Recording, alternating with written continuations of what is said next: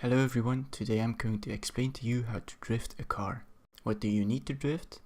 A rear wheel drive car, enough power to break the tires loose, and a private road or track. Examples of these cars are a Nissan Silvia S15, a BMW E36, a Toyota GT86, and so on.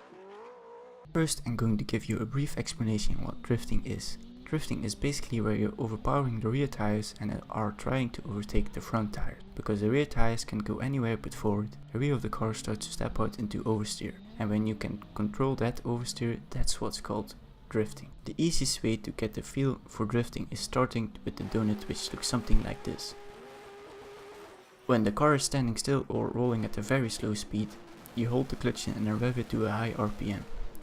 Then you release the pedal quickly and hold your foot down on the throttle. You will feel that the rear end of the car wants to step out on you, but you counter it with turning the steering wheel the same way the rear end steps out on you. So, when the rear end steps out to the right, you turn the steering wheel to the right. Now that the car is overpowering the rear wheels, you will try to go in a circle without overpowering the tires too much, or let the rear end have too much momentum that you spin out.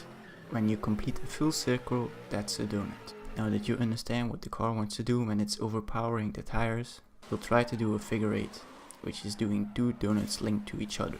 You start by doing a donut like before, but when you complete 3/4 of a donut, you will release the throttle to let the rear tires grip up and steer away from doing a donut. When the car starts to almost point in a straight line, you'll do a clutch kick, which is a quick stamp on the clutch and releasing it rapidly, while pointing the front tire slightly to the middle of the other donut circle. The tires will break loose again and the rear of the car will step out again, and you'll have to counter steer it with the steering wheel to the side which the car stepped out in.